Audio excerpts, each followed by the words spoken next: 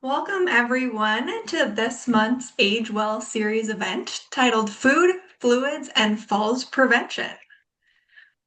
Before we get started, I'll just do a brief overview of us. We are the Wisconsin Institute for Healthy Aging, which is an organization whose mission is to improve the health and well-being of all people as we age.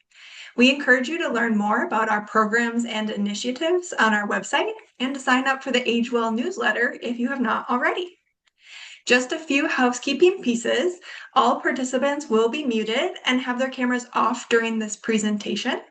This webinar will be recorded and an email will be sent out to all registered participants tomorrow. Please use the chat box to submit any questions. We will have time for a Q&A at the end of today's session. I'll do a brief overview of our speakers today. We have Pam Van Kampen, who is a registered dietitian with the Greater Wisconsin Agency on Aging Resources, and Christy Cooley, who is the nutrition program specialist, also with GWAR. Pam and Christy, thanks so much for being with us today. I will turn it over to you. Thank you. Thank you. We are so delighted to be here. I'm just going to try to pull my screen up really quick. Are we looking good for our screen? Nope, now I see the speaker view. Oopsies. Let's do one more thing. Let's do this. Close that. Brief hold. So while I'm doing this, again, thank you all for joining us, and thank you, WIHA, for inviting us back. We're always delighted to work with WIHA, with Amy, Aaron, Susan, Jill, everyone there. Let me just get let's try this one more time. PowerPoint, share, and then my apologies. And thank you all for joining us. I heard we have a good group of people, and we also have some tasting parties happening around the state. So what are we seeing now? This is correct. This is correct. Yay. So again, welcome. Christy and I are actually both registered dietitian nutritionists. We work for the Greater Wisconsin Agency on Aging Resources. We have the privilege and honor of working with 70 counties and 11 tribes throughout the state, also with senior centers all throughout the state. And you might have heard the phrase before, food is medicine.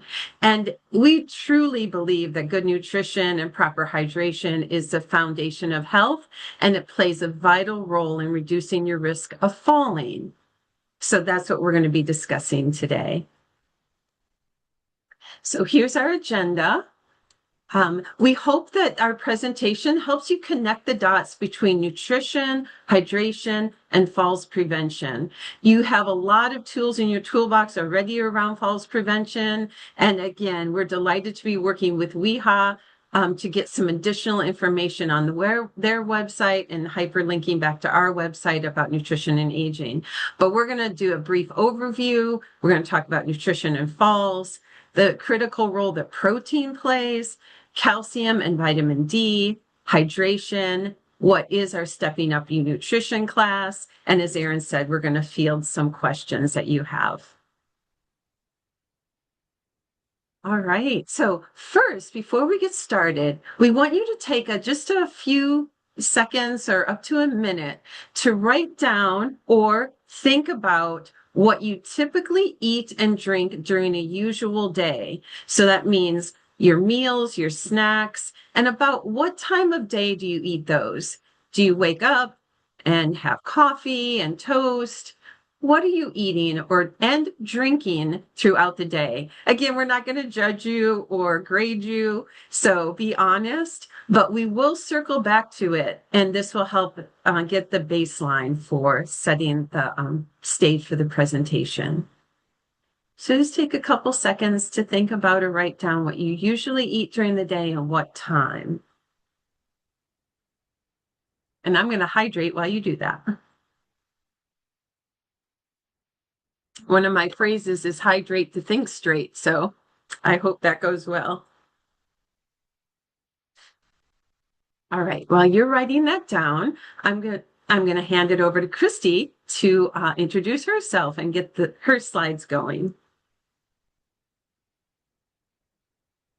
Hi, Pam. Are you able to advance? Thank you for advancing the slide. So before we get into all the details, I wanted to share this simple image that you're seeing on your screen today. It's a reminder card that Pam and I developed last year when the Wisconsin Healthy Aging Month, because we wanted an easy place to summarize some of the key messages to help support healthy aging.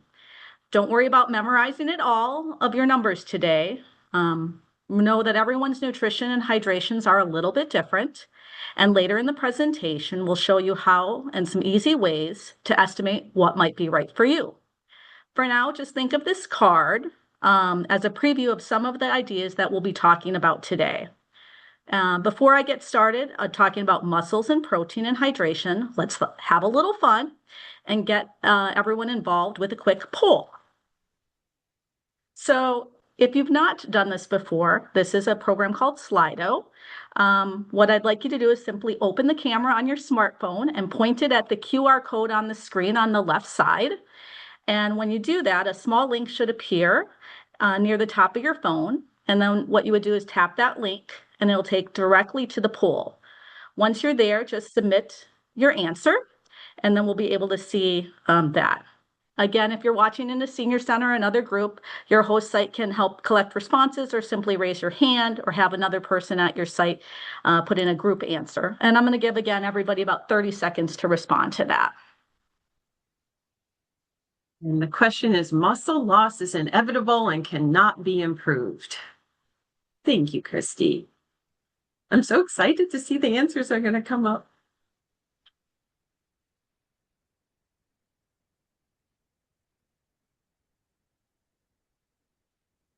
And I can see at this point we have not quite 28 votes in, 31 votes in. So I'll give it about 10 more seconds.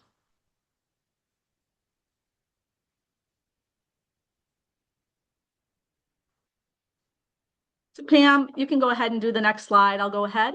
Again, at this point, we did have 32 votes in, and 100% of you said false. So we have such a... yes. So those are great results. Thank you, everyone, for participating in that. It's always interesting to see different experiences and perspectives.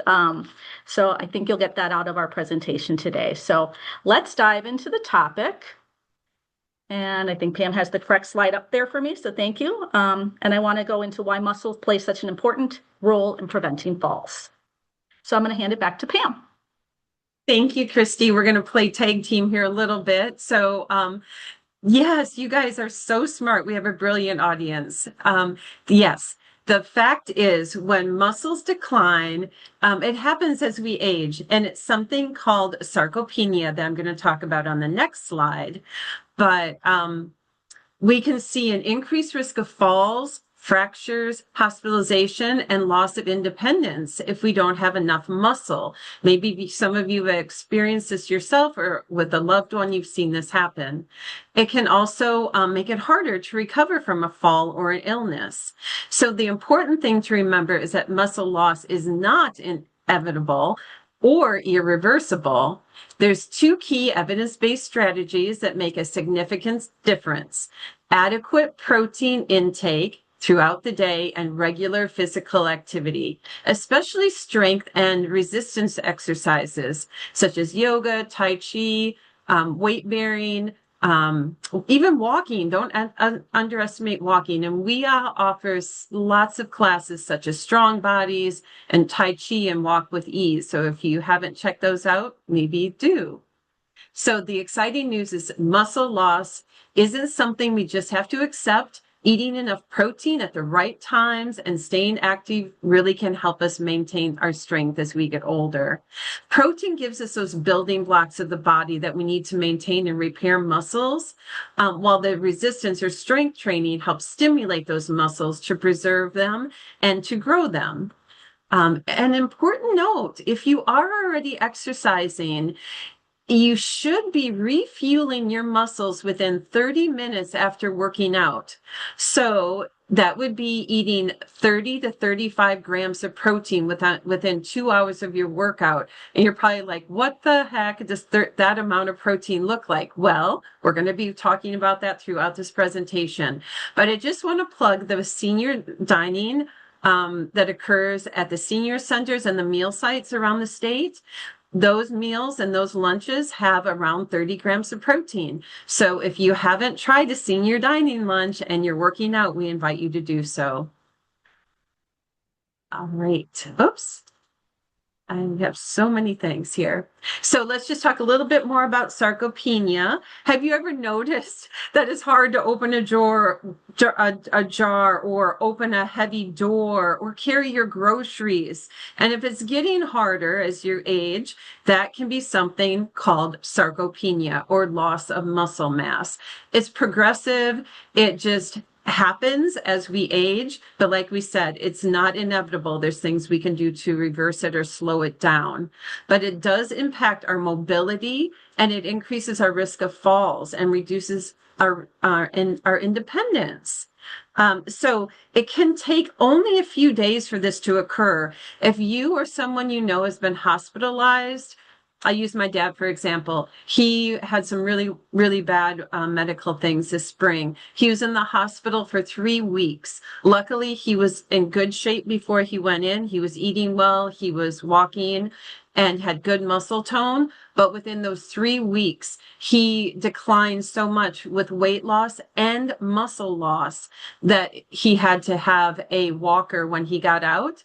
But the good news was with physical therapy and eating right, he was able to transition back to his home, back to climbing steps and living independently within 6 weeks, which I think is amazing. So there's hope. But do please know it happens quickly. So if you know you're going to have a planned procedure or surgery, please build yourself up before that.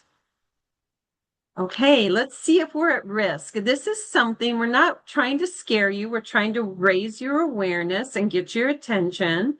This is something called the SARC-F screening tool. It stands for strength, ambulation, rising from a chair, stair climbing, and a history of falls. So if you look at these 5 categories and you read the question, kind of score yourself. Do you have difficulty lifting or carrying 10 pounds? 10 pounds could be like a bag of potatoes, a sack of flour, a 12-pack of pop, or a heavy bag of, or a iron skillet, a cast iron skillet. So no difficulty, some or a lot. And then we just invite you to read these questions and get yourself a score. And a score of 4 or greater is predictive of sarcopenia. It doesn't mean it's not a diagnosis. It's just a tool to help you have that conversation with your healthcare provider. And you can find this online as well. And we'll be sharing some other resources with WeHa for their website where you can find it. Or you can Google SARC-F online tool and there's an interactive version. So hopefully you all got your score and and like I said, if it's 4 or above, don't panic. We're going to give you some tips.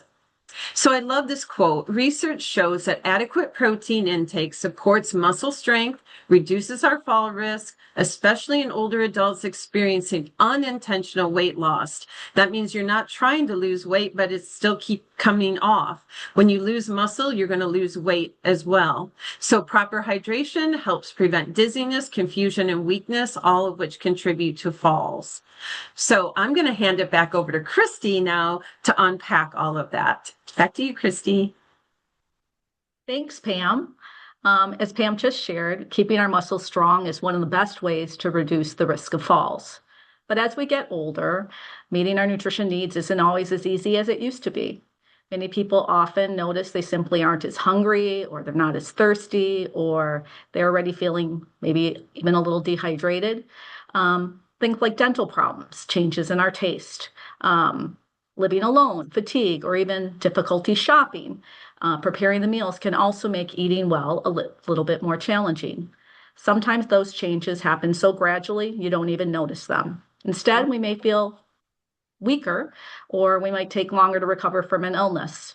And that's why paying attention to what we eat and drink becomes so much more important as we age. So fortunately, eating doesn't always have to be complicated. So let's start by looking at a balanced meal and what it can do for our bodies. Next slide.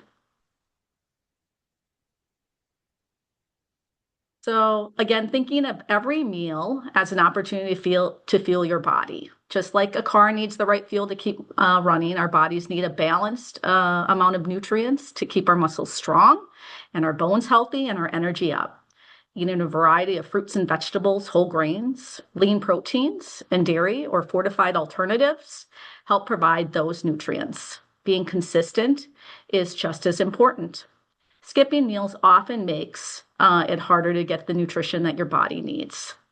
So, one nutrient deserves some special attention because it plays such an important role, and that is protein. Next slide, please. So, when many people hear that word protein, they think of bodybuilders. But protein is just as important for all of us, especially as we get older. Protein helps maintain your muscle. It supports healing after an illness or injury. It helps your immune system fight infection. And it helps us to stay active and independent. Because our bodies become a little less efficient as we age, using protein is really important to make sure that our body stays healthy. So naturally, that leads to the question, how much protein do we actually need? Slide. You may be surprised to learn that protein needs often increase as we get older, especially during illness or recovery. Research now suggests that spreading protein throughout our day is better than eating it all at one time. Plus, it's a little bit easier on our stomachs. I just would caution again, if you have kidney disease and are not on dialysis, it's also important to kind of check with your healthcare provider because your recommendations may be different.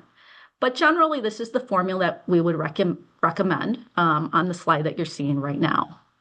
Don't worry again if you don't want to do the math today, but we've just included this as a helpful tool, and you'll be able to refer back to it later. And again, we'll put those on the WeHow website so you can actually calculate it. The important takeaway that I want to give you, though, is that most older adults benefit from including protein at every meal. So if you want, though, you can determine your protein needs right now before we move to the next slide. So I'll give you about 15 seconds.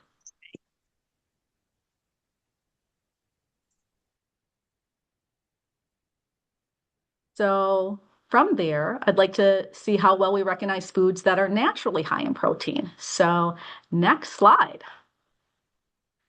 This is what we call the protein challenge. Pam and I had a great time creating this. Actually, Pam created it, and I kind of tagged along with her. So it's your turn. Let's have a little fun with protein, what we call the protein guessing game. So take a look at the foods on the screen that you're looking at. They all contain protein, but one has quite a bit more than the others. Just don't overthink it. Make your best guess, and I'll give you about 5 or 10 seconds here. And then we will flip the slide in a little bit. So in the words of some other game show, answers locked. Next slide. And the winner is, yes, the winner is cow's milk. If you guessed it, you were right. I'd like you to really notice the difference between cow's milk and almond milk on that screen, although that point between the 1 and 5 under almond milk may not be as visible. It's 1.5 grams for almond versus cow's milk. Many people assume that it is nutritionally the same, but again, it is not, doesn't have the same protein content as regular cow's milk. Some milks may be enhanced with additional protein. So again, it's really important that you look at the nutrition fact label to find something comparable to the 8 grams like cow's milk if you're not consuming cow's milk. That being said, let's give it another try with the next slide. On this one, all of these foods are excellent choices for protein again, but which one provides the most amount of protein for the serving shown? Sometimes it's not the food that's surprising. It could be the serving size. That might be a hint. So again, if you want to pick up your answers, And in a little bit, we will transition to the next slide and see our winner.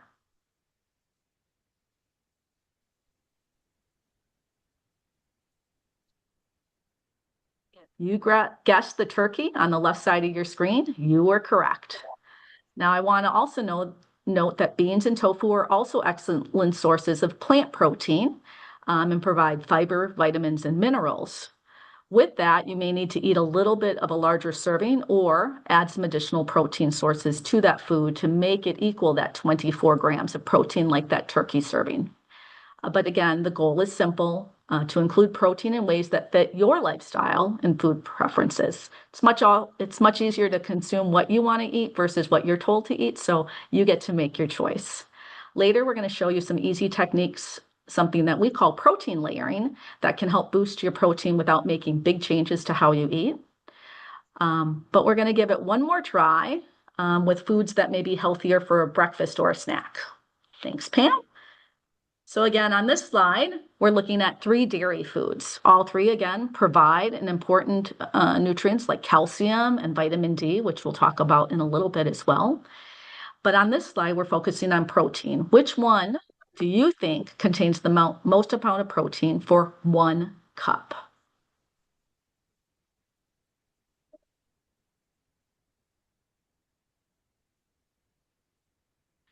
Slide. And the winner is, way to the right side of our screen, cottage cheese. Again, is actually one of the highest protein dairy foods out there. Greek yogurt is another excellent choice because of the way it's made, giving it more protein than regular yogurt. But again, one thing to remember is that every brand can be different. I'm sure all of you have been grocery shopping either recently or a while ago. When you walk down those aisles, you have many different options to choose from yogurt to milk to cottage cheese. So if this is the brand you typically buy, just look at the one and see if that one has a little bit more protein. Small additions to that are a simple way that you can increase the protein in foods by just choosing a brand or a type that has a little bit more protein in it. And so we're going to look at one more thing. So speaking of nuts, that's not Pam or I, but we're just talking about the kind that you can consume. So on this screen, you can see we're looking at, again, the nuts and seeds. And that includes things like flax and chia seeds and pepitas or pumpkin seeds, sunflower seeds. And even though they're small, they can pack a lot of nutrition into that small serving. So I'd, again, like you to look at that screen and pick out what you think provides the most amount of protein in the serving. And again, it lists the serving there. Remember, it's important to pay attention to that serving size. And again, I'm going to give about 5 seconds for you guys to make your collective response. And if we look at the next slide, the answer is, ding, ding, ding. It is the hemp hearts and seeds. I think the really fun part about this protein guessing game that we've done is, on this slide in particular, there really isn't a bad choice. Most of the nuts and seed provide between 3 and 8 grams of protein per serving, along with healthy fats, fiber, vitamins, and minerals. One thing to also remember is that the serving size does make a difference. So it's always helpful to flip that item over when you're purchasing it to look at that nutrition fact label. And don't forget, there are many nuts and seed butters available. In fact, when we were preparing for this, I happened to have peanut butter, I had almond butter, there's even something called cookie butter. And when you look at all the labels, I think you can educate yourself. And again, just find the one that you like, but also has the higher amount of protein if you're trying to meet those needs for yourself.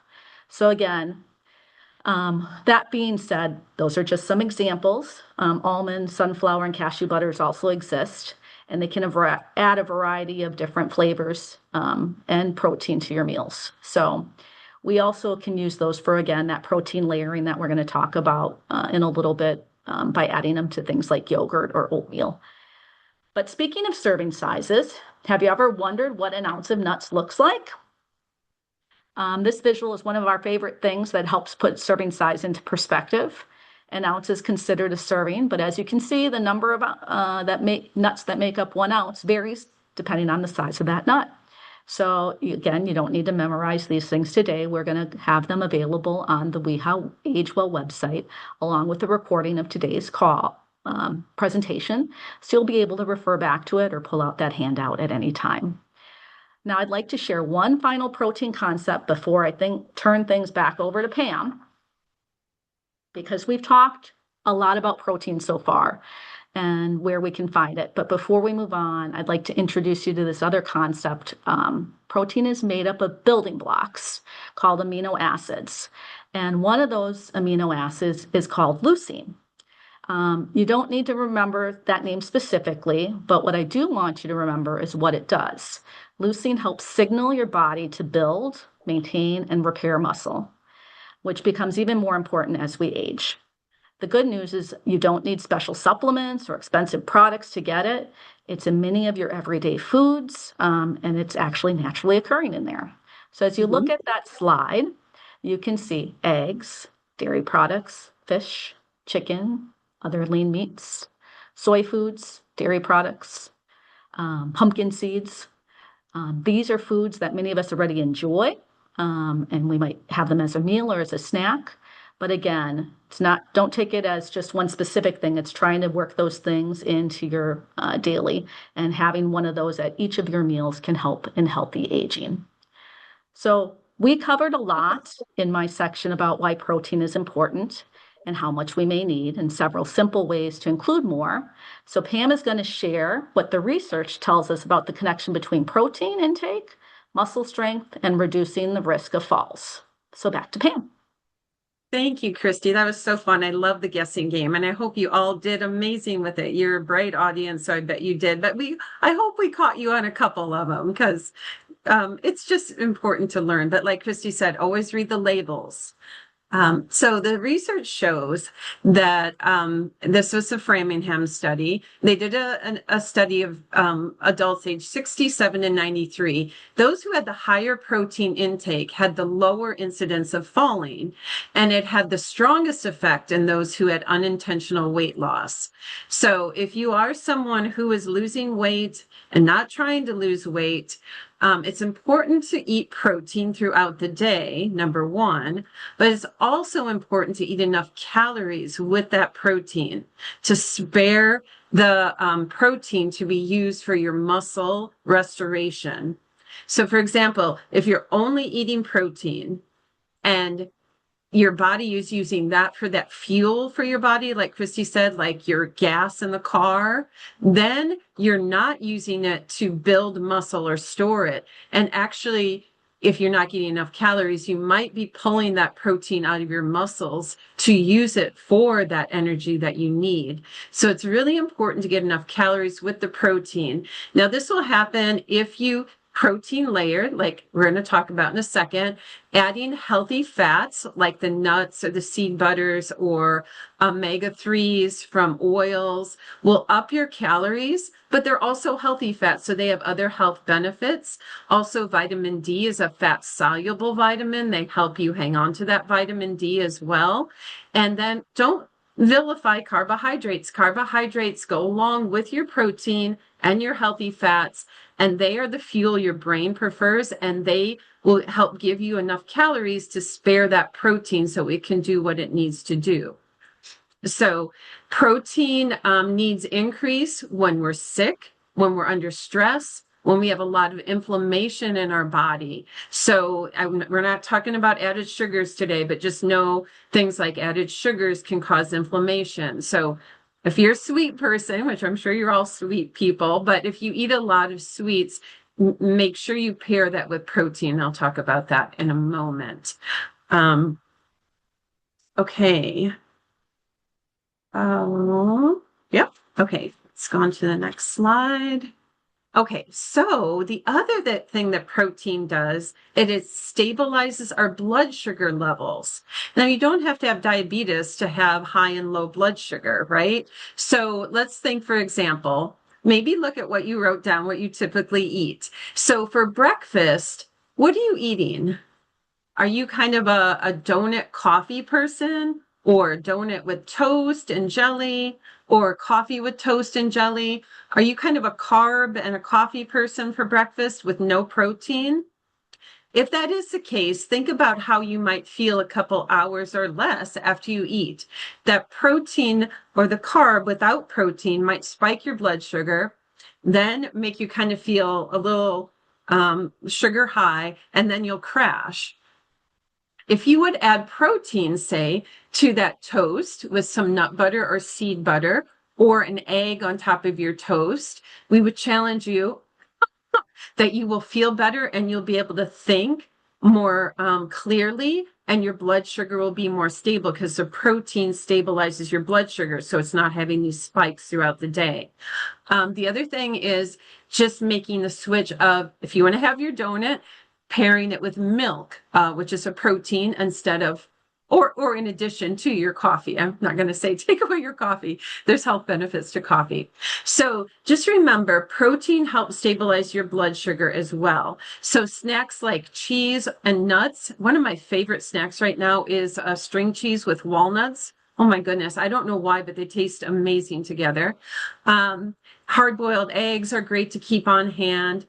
And then having that healthy fat and fiber, like Christy was talking about earlier, they also help stabilize that blood sugar and keep your blood sugar level. And they make you feel full longer. So if you're someone who's trying to actually lose some weight, adding protein at each meal, along with these healthy fats and fiber, you might think, oh, it's a lot of food for me to eat. But in general, I'm going to guess you're going to actually be eating less of foods that are less nutrient dense, because you're going to feel satisfied and satiated. So an easy way to do that is to add 2 tablespoons of that ground flax or chia seeds. Keep your ground flax in the refrigerator or the freezer. Chia seeds can be stored at room temperature. Know that chia seeds are going to get in your teeth, which is a little delight, but they have a great, just 2 tablespoons will give you 4 grams of protein, 4 grams of fiber, those omega-3s. You can stir them into applesauce, oatmeal, yogurt, smoothies, cake, pancake, muffin batter. Sprinkle them on salads. Use flax seeds like a condiment and sprinkle it on top of whatever you're eating. Start slow if you want. You're not used to all the extra fibers. Start with a lower dose. And anytime you eat protein and fiber, you're going to increase your water, which Christy will be talking about in a little bit with the hydration. So here's just another slide to compare 2 tablespoons of things. So, because a lot of times we don't have a big appetite as we age. So really making something power packed with protein is awesome. This picture is just either plain or vanilla yogurt. You stir some peanut butter into it. You can put additional nuts on the side with apple slices and some cinnamon for antioxidants. And that will give you a great protein snack that will be satisfying and help your muscles. Okay. And then I have to, full disclosure, my husband works for Bush's Best Beans, but I do love beans as a dietitian. I try to include them in many things, especially now with the cost of meat. Beans are a great source of protein, also a great source of fiber and potassium. So potassium is important because it has an important role to play in our muscle contractions and our nerve function. Both of those things relate to our falls risk. So beans are that powerhouse, protein, fiber, and potassium. So we have some great recipes here and some websites that you could check out for more, but just add beans, rinse them off.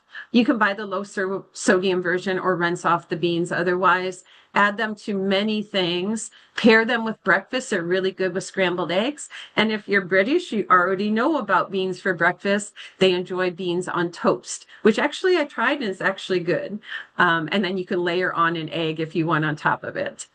All right. And then if you're someone, we know the songs, beans, beans, the magical fruit, you know how that goes. It can be true for many of us. So if beans tend to give you gas, here are some tips to help decrease that gas. So if you add ginger or cumin or fennel while you're cooking, or if you pair the beans with rice, or start with small amounts of beans and gradually increase, your stomach will get used to them. If you eat beans regularly, your gut will adapt over time. And then your gut biome, which I'll plug the October 8th Age Well webinar that's coming up, is going to be on gut health. So the bottom line is don't avoid beans because of gas. With these few simple changes, they can make it more comfortable for you to eat beans. And I'm going to just give you a quick example of what I often eat for lunch. And this will help us step into this idea of protein layering. So I start with a can of tomato basil soup, and I put half of the can into my bowl. I had black beans. I tear up spinach and I put feta cheese. Now, the feta cheese and the beans are my protein sources. The spinach will give me some nutrients from the vegetable, right? And as well as the tomato soup. And then after I microwave that for 4 minutes, I put on top some walnuts and pepita seeds. So look at all that protein packed. And that way I can take 1 can of soup, split it in between 2 meals, make it good calories and satisfying. And it's actually delicious. So back to you, Christy. Thanks, Pam. I really enjoyed that. And so we're going to try and put into play some real protein layering. And I hope that you all were successful using the first Slido because we had 32 votes on that. So again, on this one, what I would like you to do is scan that again, take that phone out and scan that QR code. And when the link appears, this time you get to imagine what you would put on that simple bed of lettuce that you see on the screen. What protein-rich foods would you add to make it more filling and help support your strong muscles? Go ahead and enter your answers, and there are a lot of right answers. Don't overthink it while you're typing. I just wanted to also give you the opportunity to remember if you do have questions, you can always put them in the chat feature, and then we'll get to those at the end of our presentation today. And I am going to see if I can see some answers.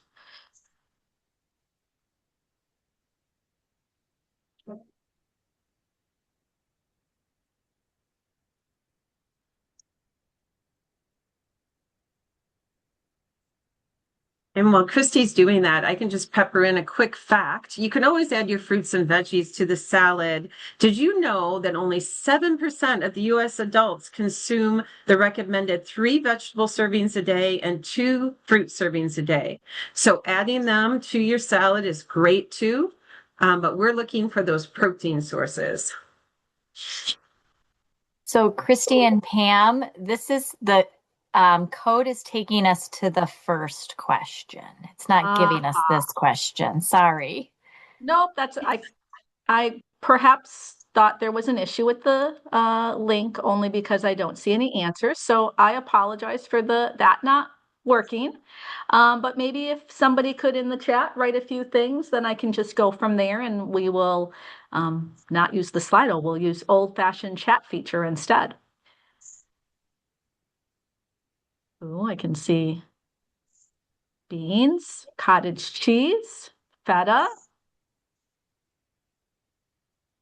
some eggs and chicken, grilled chicken, some hard-boiled eggs. Ooh, steak, tofu, beans, tempeh, grilled chicken, tuna, salmon, edamame. Thanks, Sue. I can see your cheese nuts, dried cranberries, bacon, turkey, grilled chicken, pepita seeds and other nuts and seeds, almonds. So go ahead, Pam, and you can flip to the next slide. And I'm going to just close that. Sorry that Slido didn't work, but you guys did a great job. Mission completed. Those are some fantastic ideas you shared with us.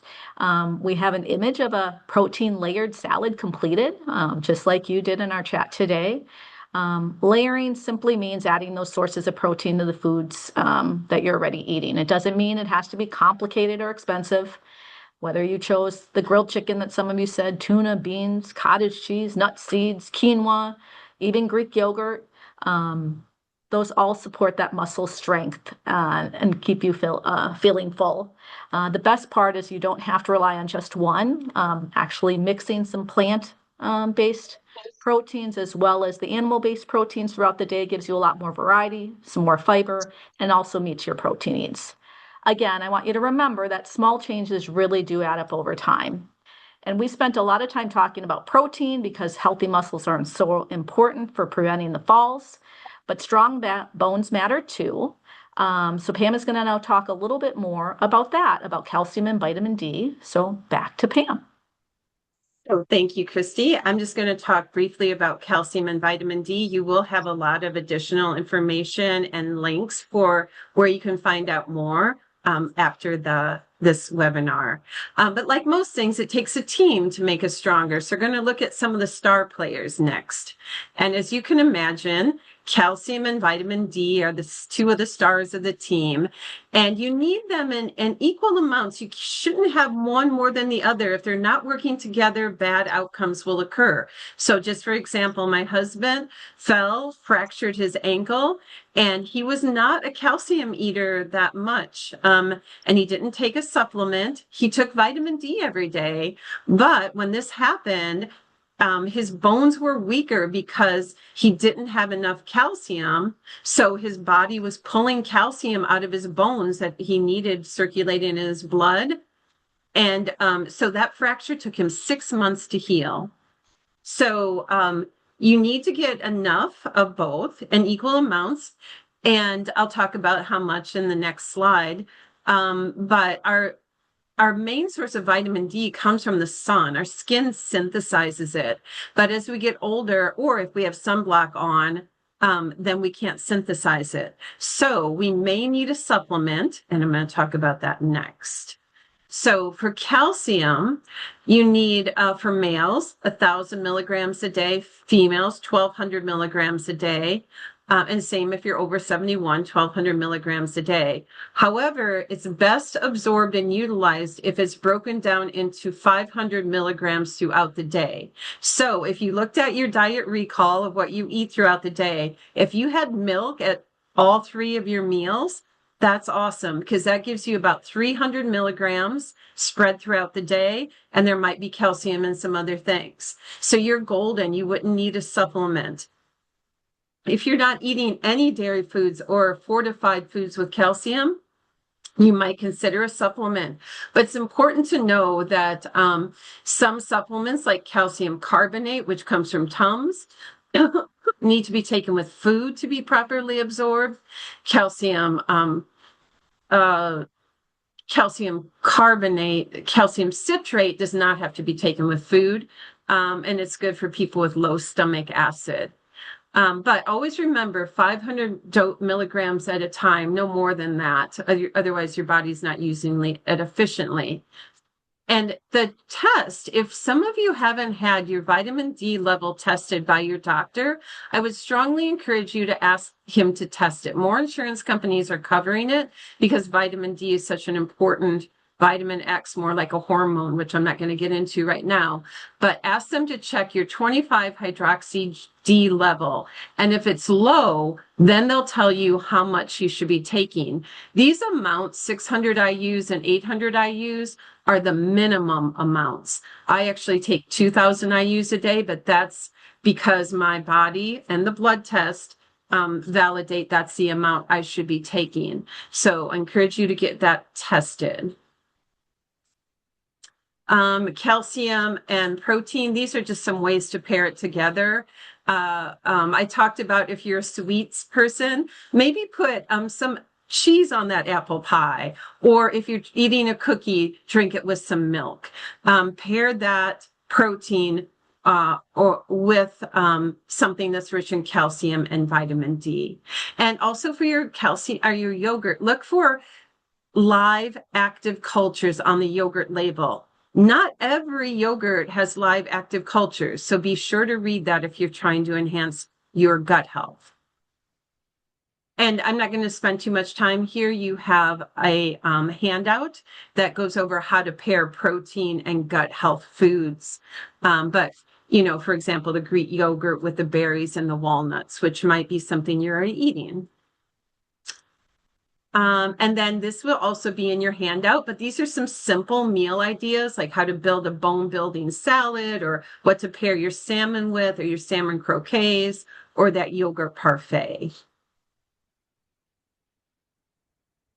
And I am going to hand it back over to Christy to talk about the critical role that hydration plays. Just like protein and hydration go together, Pam and Christy go together in doing this presentation today. So if you can go back one slide yet, Pam. My apologies. Yes. No, yes. all good.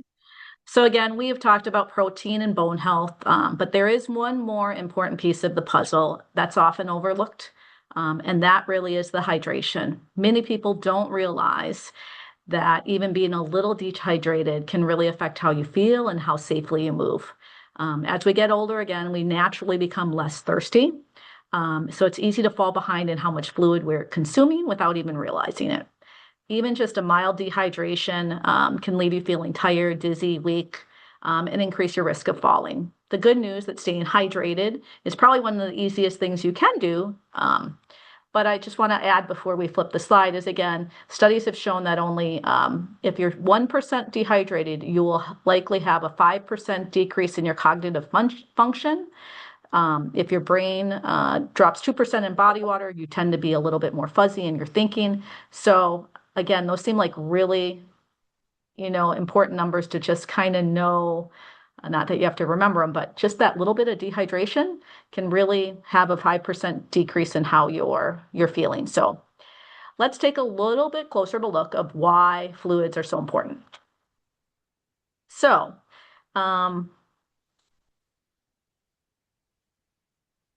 this slide again highlights some of the reasons that hydration is important. Many people don't think that it's simply to drink when they're thirsty, but as we age, again, that thirst signal lessens. It doesn't become as reliable. If you wait until you're thirsty, you're probably already dehydrated.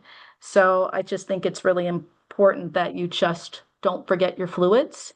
And so what I would say is I want to connect hydration directly to our fall prevention and look at why this simple habit can help you stay on your feet. So again, Kim and I came up with this title a while ago. Falls are not our fate. Hydrate for a better gait. We like rhyming, but we also think it's easy to remember. Our brains are made up mostly of water, and they depend on that regular fluid intake to function at their best. When we're dehydrated again, we have that brain fog. We're slower in our thinking. We don't respond as well. Physically, dehydration can also affect that muscle function, that balance, that blood pressure, and again, making falls more likely. If you notice dry mouth, cracked lips, dizziness when you're standing, you're probably dehydrated. The important thing is don't wait until you feel that. Try to incorporate it somewhere else. Again, the brain is 85% water and it cannot store water. So it's critical to drink water throughout the day. So that being said, I'm going to have Pam switch our slide one more time to give you some ideas of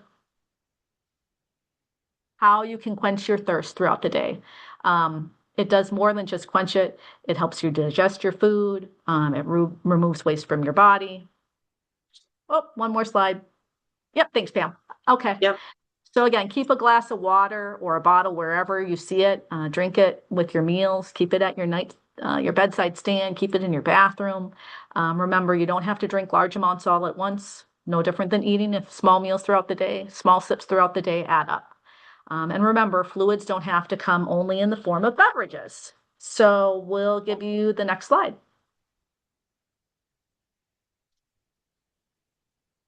Kind of like Pam was showing with her soup earlier today, many foods can also keep you hydrated. Fruits, vegetables like watermelon, oranges, cucumbers, foods like soups and yogurts. They all have a water content to them and can help contribute to that daily fluid intake.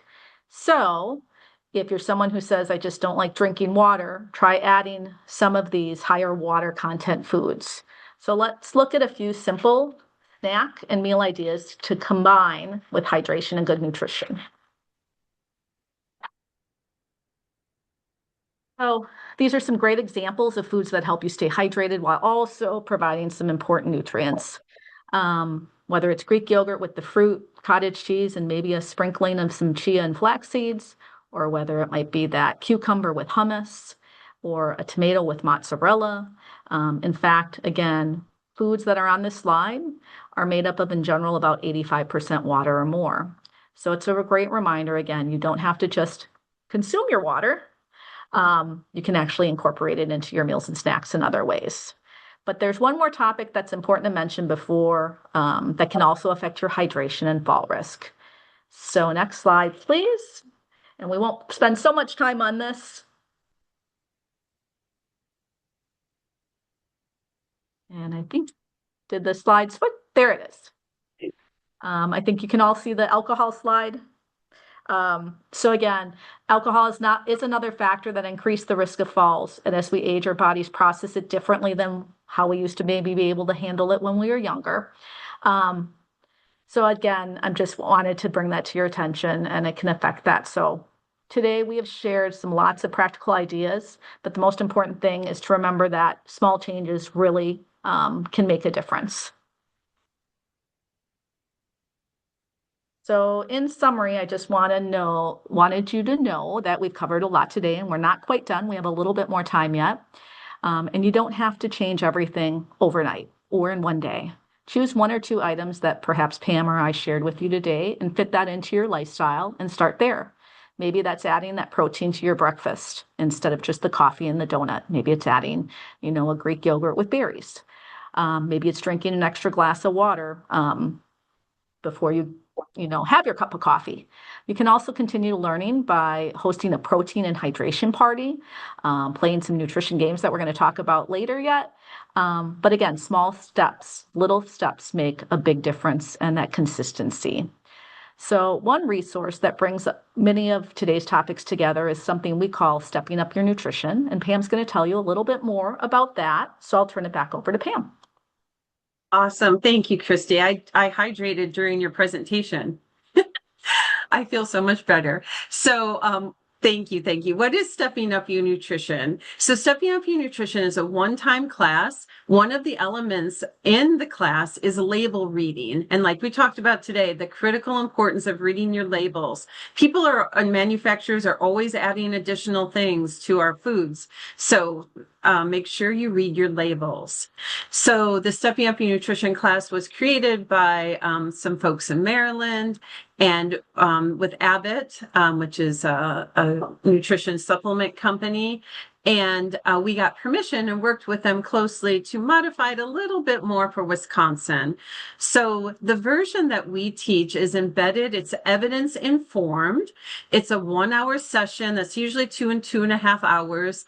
Built into the session is a break for protein tasting, which some of you might be doing at your protein and hydration tasting parties today, where you'll have different yogurts or different milks. And sometimes we do a blind taste test and have you taste them all and see which ones you like, and then we talk about them. It's interactive and it's fun. You learn practical tips. We also talk a little bit about malnutrition, but it really focuses on protein and hydration. So if you want to keep learning more, in September and this fall, we will be hosting classes around the state, and we are delighted that we're going to be collaborating with WeHa to host a virtual class this fall. So more information coming soon on that. And just my little saying. Hi. So now we're up to the questions and answers. So thank you, Erin. Thank you.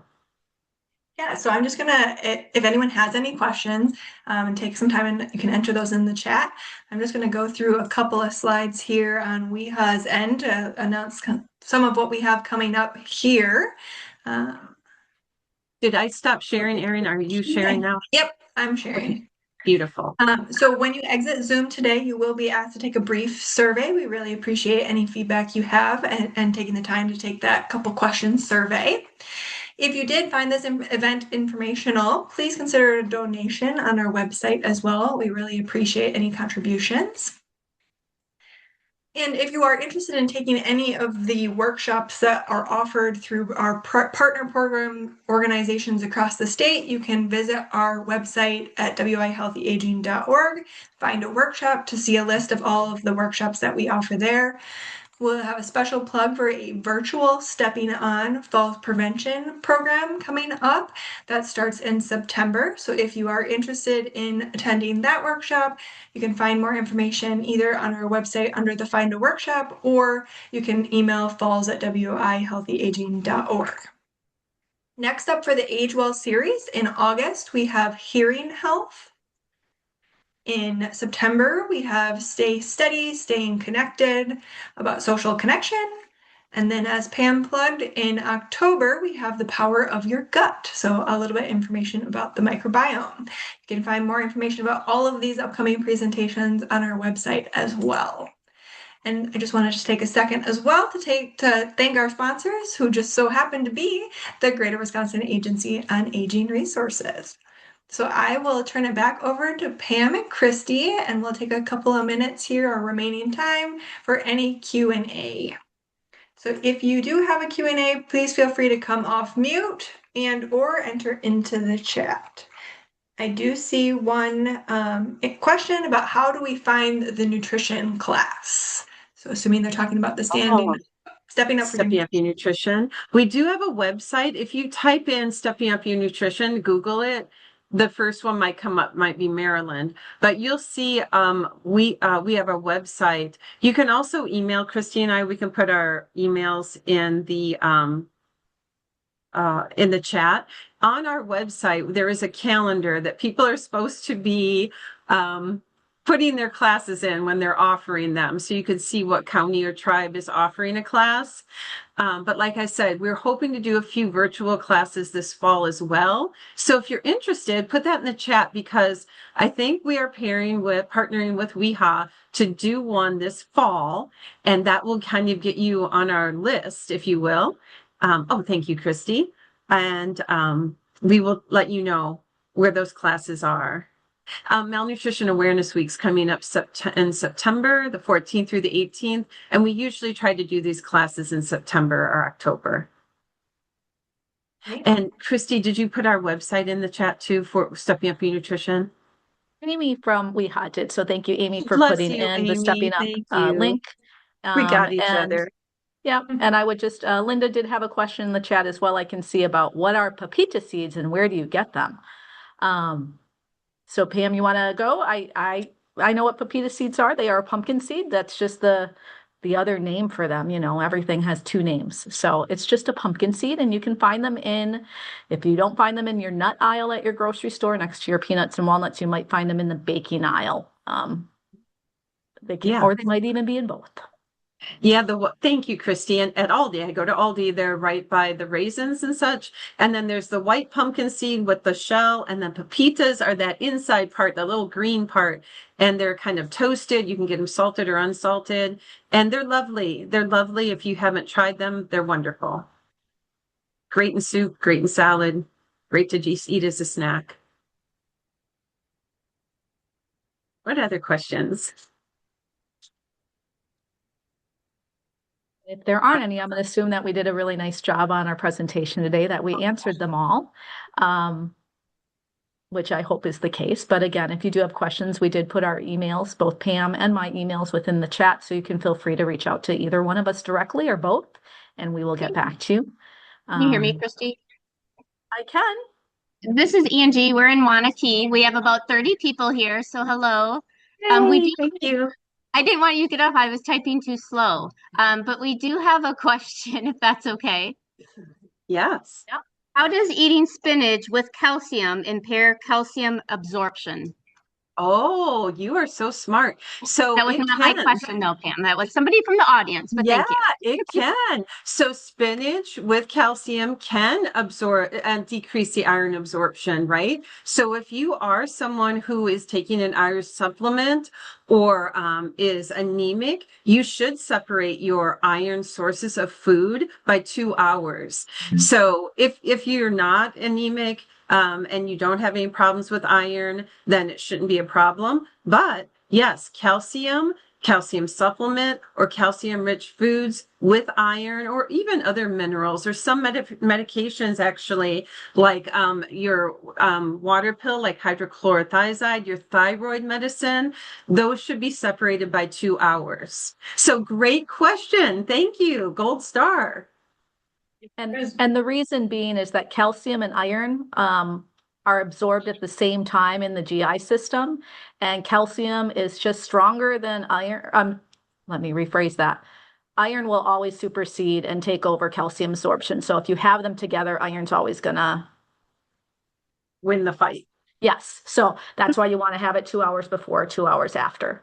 And the other way, if you are anemic and you need to try and get your anemia higher or level decreased, you always want to make sure that you have a vitamin C rich food with your iron rich food. And again, separate your calcium rich food from that. Awesome. Thank you. Strawberry, citrus. Yes. I know we're at time. There is one more question in the chat about they've never heard of hemp heart. What is that? Yeah. So, Chrissy, me, I got them right here. Yep, I'll let you go, Pam. So hemp hearts, usually you want to get them hulled, shelled and hulled. They have 10 grams of protein for three. They come from the hemp plant. They don't have the things that will make you high.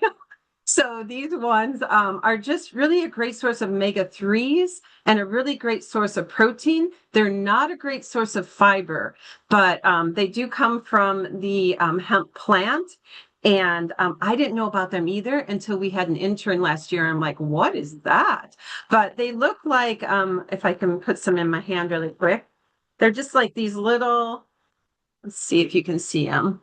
This little, and keep them in the refrigerator. You can get them on Amazon, lots of places. I'm sorry to be showing this brand, but this is the Manitoba Harvest brand. And I can tell you this one doesn't have the TCH or whatever the thing is that we don't want from hemp.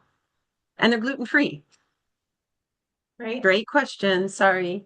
I know we're at time. You even know Christy and I are chatters. Well, thank All you I want to again, say is, Pam yep, and Chrissy, for a wonderful presentation today. Thank We really you. appreciate having you, and have a great day to everyone. thank you Thank all. you. Thank you. Thank you. Thank you.